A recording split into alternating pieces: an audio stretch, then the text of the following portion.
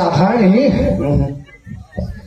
अब ये मुझे कह रही है कि यहाँ जो लंका में चोरी छुपे आता है, हाँ, वो इसका हार है, उसको मैं खा जाती हूँ। खा जाती। हाँ, और अगर कोई लंका में अगर कोई चोरी करे, लंका वाला ही, फिर क्या करोगी? फिर कैसे खाओगी? जो चोरी छुपे लंका में आता है उसको मैं खा जाती हूँ। तो सबसे पहले अपने महाराज को खा ले। वो चोरी से कभी आए नहीं। अरे चोरी से आया नहीं, लेकिन चोरी तो करके लाया है। उससे मुझे क्या लेना देना? काहे नहीं लेना देना? तुमने तो साहस किया चोरी से जाने का। तो ठेका तो लिए है ना चोरों का। नहीं, तुमने चोरी से अंदर जाने का दुस्साहस किया। महाराज कभी चोरी से अंदर नहीं जाते। क्यों? जब उनके बाप की लंका उनकी लंका है तो भाई को चोरी से जाएंगे। लेकिन तुम चोरी से जा रही थी मैंने तुमको पकड़ लिया है। और जामान चिल्ला रहा बंदर और रामदूत से ये फिर सकता है कौन? मैं महावीर कहलाता हूँ। अच्छा, अरे वाह, हनुमत भगत नाम हो मेरा। तो जैसी चुड़ैया को हनता हूँ, ये भी है काम मेरा। सावधान हो जा। सात्विक सुरसा को आया हूँ, जय बुद्धि बल से जल वाली तामसी सिंह का को वो नष्ट कर दिया। अरे वो क्रोधा से अरे तो जैसी थल वाली राक्षसी लंकनी को ये अब मुस्तिक मार गिराऊंगा, तब जीतूंगा त्रिगुणी माया। तो मैं भक्ति मात को आऊंगा। तो आजा। तो करेगी तो? क्यों नहीं करूंगी? तो करने लायक अंदर जाएगा तो मुझसे युद्ध करेगा, नहीं तो अंदर प्रवेश करने नहीं दूंगी। हाँ।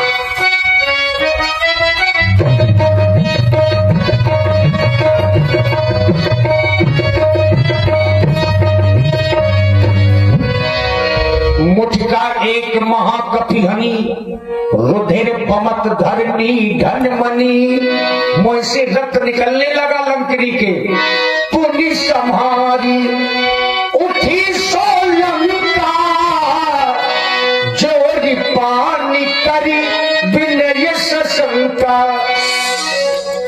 हे हनुमान जी, मैंने जान लिया, समझ गई मैं।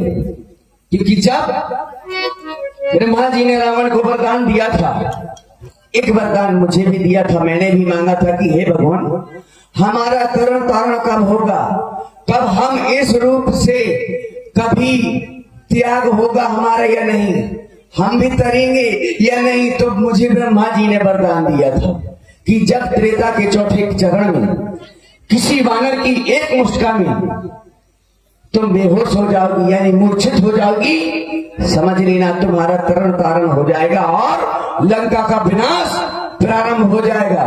तो हे हनुमान जी, प्रवेश नगर कीजिए सब काजा, हृदय राख कौशलपुर राजा। अपने भगवान प्रभु राम जी को हृदय में बिठाकर और अंदर प्रवेश करें, अपने कार्य को पूरा करें। देखो, एक मुष्टिका में तुम्हारे ज्ञान के सारे मार्ग खुल गए। बिल्कुल। चलो ठीक है, तुम भी सही हो गई हो। हाँ, जाकर के प्रभु के दर्शन करो और अपनी ऊपर की जो है ना, जहाँ तुम्हें जाना है वैकुंठ में, वहां की गति को सुधारो, प्रभु की शरण में जाओ, तुम्हारा कल्याण हो। जय जय श्री राम। जय जय श्री राम। देखिए, अब हनुमान जी ने पुनः बुद्धि का प्रयोग किया। इतना छोटा रूप बनाया जितना मच्छर होता है, पकड़े गए, लकड़ी ने देख लिया। अब हनुमान जी ने उससे भी छोटा रूप बनाया। अति लघु रूप धरे हनुमाना और बैठा नगर सुमर भगवाना। हनुमान जी लंका में घर घर में घुस करके देखने लगे मैया कहाँ है। एक ऐसे घर में पहुंच गए जिस घर के आंगन को देख करके हनुमान जी समझ गए कि ये तो कोई भगवान का भक्त है। तुलसी का वृक्ष लगा है, चौड़ा लगा है, और राम जी के आयुध धनुष बाण के चिन्ह बने हैं। तो आंगन को देख करके भी अनुमान लगाया जा सकता है कि इस घर में रहने वाले लोग कैसे हैं। और सीताराम सीताराम कहना चाहिए।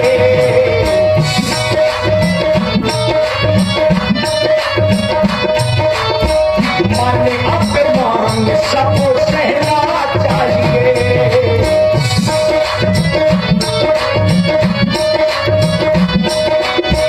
भवने एक पुनी तीखे सुहावा, हरि मंदिर तब मिले बनावा। हनुमान जी ने देखा एक भवन, और ये भवन में रहने वाले साधारण नहीं, रामायुध अंकित गृह शोभा पर न जाई, नव तुलसी का वृंद तहाँ देखे हरसी कपीरा। मैंने लंका में सब जगह पर देखा मातेश्वरी जानकी जी को, लेकिन कहीं भी मुझे नहीं दिखाई। लेकिन चलते चलते ये क्या देख रहा हूँ कि यहाँ पर माता तुलसी विराजमान है। जिस भवन में माता तुलसी विराजमान है और प्रभु के आयुध से चिन्हित श्री राम प्रभु के आयुध भी है, तो इसका तात्पर्य है कि यहाँ कोई वैष्णव भक्त रहता है। यह सत्य है कि कोई सज्जन पुरुष रहता है। अगर ऐसा है तो फिर मैं इनसे चल करके क्यों ना इनसे जान परिचित करूं, इनका पता करूं कि आखिरकार ये है कौन। क्योंकि अगर ये है ऐसे तो ये ऐसा हथकरियों पहचानी साधु ते हो ना कछु कारज हानि। क्योंकि साधु के मिलने से किसी कार्य में कोई बाधा नहीं होती है। तो मैं हट करके इनसे पहचान करूंगा कि आखिरकार ये है कौन। क्योंकि लंका में कहा गया है लंका निश्चर निकल निवासा, यहाँ कहा सज्जन का वासा। क्योंकि लंका राक्षसों की नगरी है और यहाँ पर वैष्णव भक्त कहा, साधु संत कहा। क्योंकि यहाँ पर राक्षसों का राजा रावण रहता हो, वहां ऐसे भक्त कहाँ से होंगे। तो क्या मुझे ऐसे ही जाना चाहिए? नहीं, विचार ये करता हूँ कि मुझे ब्राह्मण का अभेष धारण करके जाना चाहिए। क्योंकि मैं इस समय पर लंका में हूँ और बच्चा बन के आया हूँ, तो मुझे अपना भेष छुपा करके जाना चाहिए। तो मैं ब्राह्मण का अभेष धारण करके जाऊंगा इनके पास।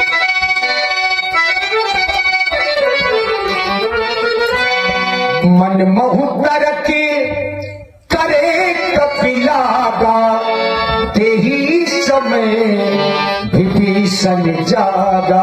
राम राम तेही सुमिरन कीन्हा, हृदय हरसी कपि सज्जन चीन्हा। जय जय श्री राम, जय जय श्री राम। हे मित्र, आपको देख करके ये हृदय अपने आप ही खिंचता है आप व्यक्ति कोई जो मुझे दिखाई पड़ता है? क्या आप कोई ब्राह्मण है या फिर स्वयं नारायण है जो मुझे दर्शन देने के लिए आए हैं? हे ब्राह्मण देवता, आप मेरे इस भवन पर आए और जो भी राम प्रसाद है आप उसको ग्रहण करें। बहुत बहुत धन्यवाद हे भक्तवत्सल। क्योंकि मैं आपको देखकर के बड़ा आश्चर्य होता है मुझे। अचरज है इन कागों के दल में ये हंस रूप दर्शन कैसा, कांटों से भरे कदीरों में ये मर्यादा का चंदन कैसा। कैसे तुम भक्तराज जीवन यापन करते हो? क्योंकि आप यहाँ पर असुरों की नगरी में रहते हैं, यहाँ सभी राक्षस असुर हैं। आप यहाँ पर किस प्रकार से आप अपना जीवन व्यतीत कर रहे हैं? मैं तो इस चीज में बड़ा आश्चर्य हूँ। आप मुझे कृपया करके बताएं कि आप कौन हैं और कैसे रहते हैं और प्रभु श्री राम जी के भक्त हैं। ये सबसे बड़ा एक आश्चर्य है कि लंका में प्रभु श्री राम जी का भक्त है। तो आप मुझे बताएं कि आखिरकार आप हैं कौन? आपने बताया, पूछा है कि मैं कौन हूँ, तो हे ब्रह्म देवता, मैं रावण का भाई विभीषण हूँ। और रहा मेरे यहाँ पर रहने का कारण, तो सुनो पवन सुत रहन हमारी जिम दिशी यह जीव बेचारी जो जैसे 32 दांतों के बीच में ये जिज्ञा रहती है, उसी तरह से मैं लंका में अपना जीवन यापन करता हूँ और अपने प्रभु का भजन करता हूँ। लेकिन आप हैं कौन? आपने बताया कि आप महाराज रावण के छोटे भ्राता हैं। बड़ा अचरज है मुझे कि बताइए, महाराज रावण सभी राक्षसों के राजा है और आप भक्त हैं, और वो भी प्रभु श्री राम जी के। बड़ी प्रसन्नता हुई कि लंका में प्रभु श्री राम जी का कोई सेवक है, कोई भक्त है। महाराज आप मेरा परिचय आप पूछ रहे हैं।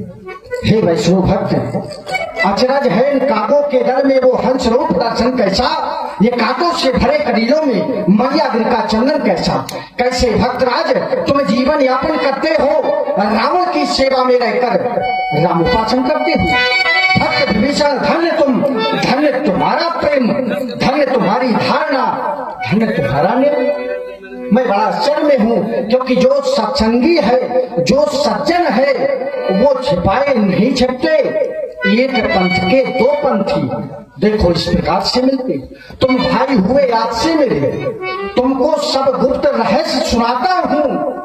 जो मैंने अभी तक जो गुप्त रहस्य जो छुपा करके रखा है, वो मैं आपको सुना रहा हूँ। आप जिसके भजन में दिन रात लगे रहते हैं, जिनका आप आराधन करते हैं, जिनके नाम की आप माला भजते हैं, मैं उन्हीं प्रभु श्री राम जी का सेवक हनुमान हूँ। मैं उनका दास हूँ। हे विभीषण जी, मैं उनका दास हूँ। क्या कहा कि आप प्रभु श्री राम जी के दास हनुमान जी हैं? अवश्य विभीषण जी। क्या प्रभु ने भेजा है आपको? क्या प्रभु कभी इस अनाथ के नाथ बनेंगे हनुमान जी? हे विभीषण जी, मुझे प्रभु ने मैया का पता लगाने के लिए भेजा था। मैं लंका माता का पता लगाने के लिए आया हूँ। बस यही कारण है, और आप दुखी ना हो, क्योंकि यह प्रभु के, सुनो विभीषण, प्रभु का रीति, उनकी ये रीत है कि जो हम उनके भक्त होते हैं उन पर वो सदैव कृपा करते हैं, और आप पर भी करेंगे वो कृपा, अवश्य करेंगे। क्योंकि आप मुझे ही आप देख लीजिए, मैं जात का वानर हूँ, चंचल हूँ, सब विधि से हीन हूँ, लेकिन प्रभु ने फिर भी कृपा की। भाई हमारा तो प्रातः काल कोई अगर मुख भी देख लेता था तो हमें अपशकुन माना जाता था, लेकिन प्रभु ने ऐसी कृपा की कि वो सभी दोष मिट गए हमारे। तो हे भक्तराज, मैं आपसे ये पूछ रहा हूँ कि आपने माता श्री जानकी जी के दर्शन किए और मैंने परम पिता परमात्मा के दर्शन किए, तो आप मेरे ऊपर एक उपकार कर दे, मुझे माता श्री जानकी जी के दर्शन करवा दें। हनुमान जी, ऐसा कोई मार्ग बता दें। अगर आप माता जानकी को ढूंढ रहे हैं तो माता जानकी आपको लंका में नहीं मिलेंगी।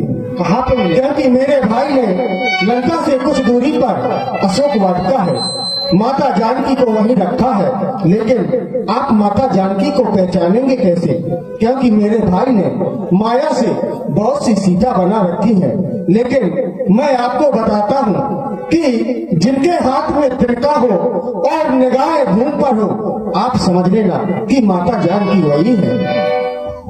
चलिए विभीषण जी, और मैं आपको ये वचन देता हूँ कि मैं आपको प्रभु श्री राम जी से अवश्य मिलवाऊंगा। जय जय श्री राम। जय जय श्री राम। हनुमान जी अशोक वाटिका में पहुंच गए, और उसी समय महाराज रावण अपनी नारियों को लेकर के सीता जी को ताड़ना देने के लिए सीता जी के पास में पहुंचे। महाराज विभीषण जी ने बताया कि कहाँ है माता सीता। तहियत शरीर रावण कहा आबा, संग नारी बहु पीछे पड़ा।